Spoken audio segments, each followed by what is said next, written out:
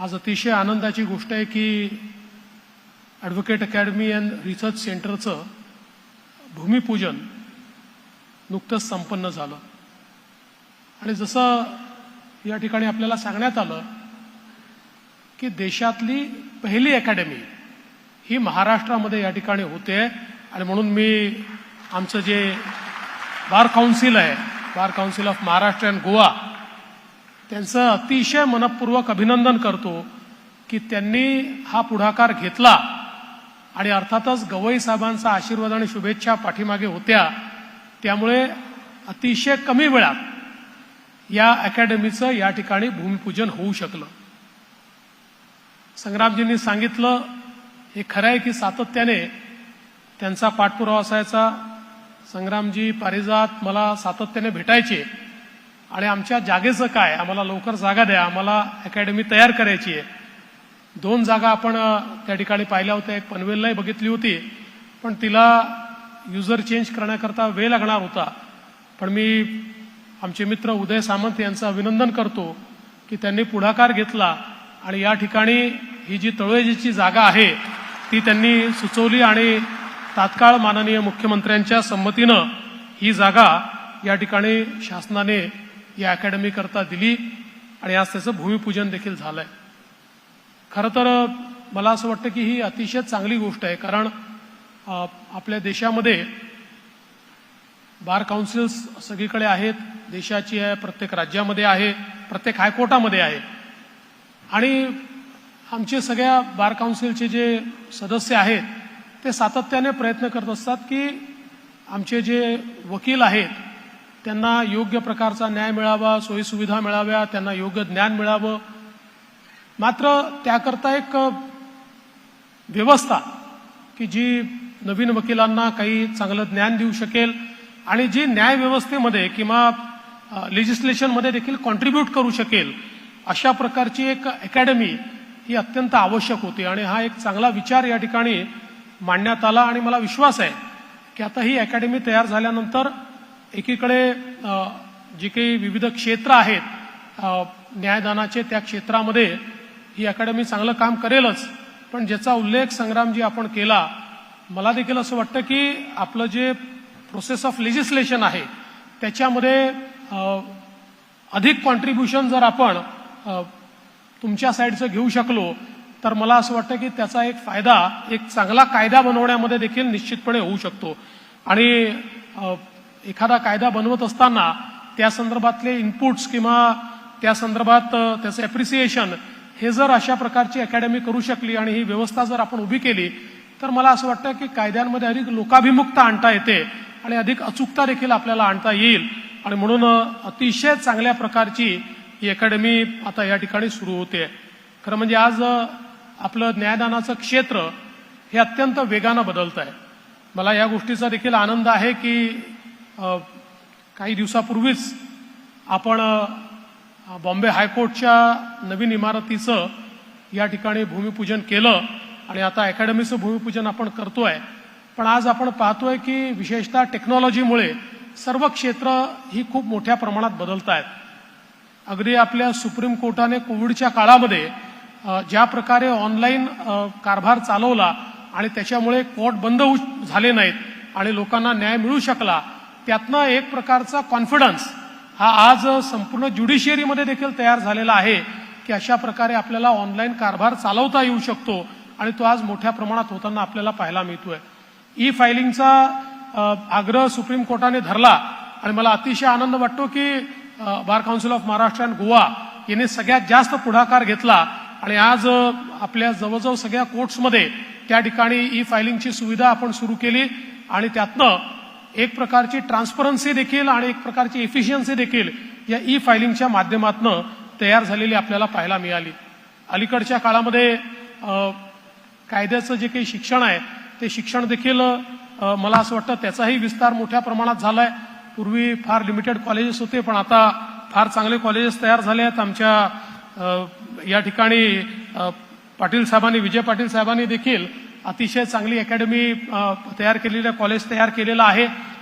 खरं म्हणजे जे काही मंचावर बसलेले जजेस आहेत ते जजेस ही गोष्ट निश्चितपणे त्याचे साक्षीदार आहेत की ज्या काळामध्ये त्यांनी किंवा आम्ही लॉचं शिक्षण घेतलं त्यावेळी इतके चांगले कॅम्पसेसचा कधी कॉन्सेप्ट नव्हता. त्याच्यामुळे अलीकडच्या काळातले कॅम्पसेस पाहिल्यानंतर खरोखर मनापासून आनंद वाटतो की आपली एज्युकेशन सिस्टीम ही वेगानं पुढे चाललेली आहे. आणि आज जेव्हा आपण पाहतोय की आर्टिफिशियल इंटेलिजन्सचा वापर आता सगळीकडे होतोय आणि विशेषतः कायद्याच्या क्षेत्रामध्ये तो अतिशय वेगानं सुरू झालेला आहे. म्हणजे एक काळ असा होता की नवीन लॉयर्सला जेव्हा ते कुठल्या सिनियरकडे जॉईन व्हायचे त्यावेळी केस लॉ कसा शोधायचा, अथॉरिटी कशी शोधायची हे त्याला शिकवलं जायचं. ते एक महत्वाचं काम असायचं.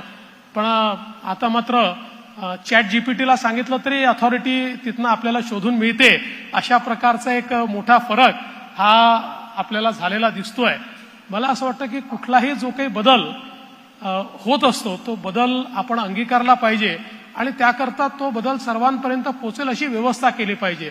आणि म्हणून मला असं वाटतं की अशा प्रकारची अकॅडमी याकरता आवश्यक आहे की वेगानं बदलणाऱ्या या सगळ्या जगामध्ये आज जे काही नवीन येत आहे ते नवीन आमच्या लॉयर्सपर्यंत पोहोचलं पाहिजे. असं म्हणतात की आजचं जग कसं आहे तर लर्न, अनलर्न अँड रिलर्न अशा प्रकारचा मंत्र आजच्या जगाचा आहे. म्हणजे जे आपण शिकलोय ते विसरावं लागतं, नवीन शिकावं लागतं, पुन्हा जे नवीन शिकलोय ते विसरावं लागतं, पुन्हा नवीन शिकावं लागतं. त्यामुळे केवळ यंग लॉयर्स करता नाही तर मला असं वाटतं की वर्षानुवर्ष जे लॉयर्स काम करतायत त्यांच्याही करता एक अपग्रेडेशनची आवश्यकता अलीकडच्या काळामध्ये आपल्याला या सगळ्या टेक्नॉलॉजिकल ॲडव्हान्समेंट्समुळे त्या ठिकाणी करावी लागणार आहे. आणि म्हणून एक महत्वाचं काम हे या अकॅडमीच्या माध्यमातून या ठिकाणी होणार आहे. मी त्याकरता अतिशय मनपूर्वक शुभेच्छा देतो. आणि खरं म्हणजे या अकॅडमी करता आपण सगळे लोक मदत करताच आहात, पण शासनाच्या वतीनं देखील आम्ही 10 कोटी रुपये या अकॅडमीला त्या ठिकाणी देऊ जेणेकरून आपलं काम जे आहे हे वेगानं झालं पाहिजे.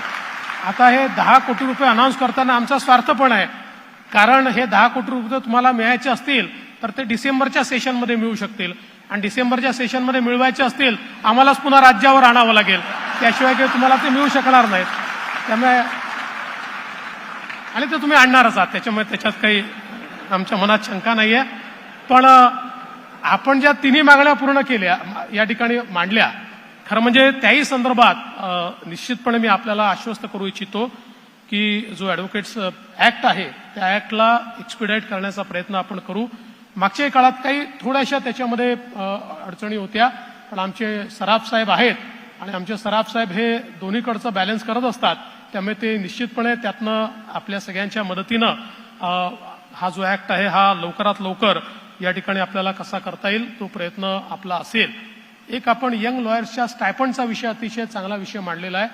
मी आज तुम्हाला एवढंच सांगतो की मी आज काही त्याची अनाउन्समेंट करत नाही, पण एवढंच सांगतो की हा एक चांगला विषय आहे आणि आम्ही त्याबद्दल सकारात्मक आहोत. आम्ही जरूर त्या संदर्भातला जो काही सगळा विचार आहे तो पूर्ण करू, माननीय मुख्यमंत्र्यांशी देखील चर्चा करू आणि हा विषय देखील आपण निश्चितपणे मार्गी लावू. आणि तिसरा जो विषय आपण सांगितलेला आहे, आपल्याला कल्पना आहे की यापूर्वीच 2 वेळा म्हणजे मी मुख्यमंत्री असताना आणि आताच्याही काळात राज्य सरकारने कोल्हापूरला त्या ठिकाणी व्यवस्था व्हावी अशा प्रकारचा ठराव करून दिलेला आहे, कॅबिनेटचाही ठराव दिलेला आहे.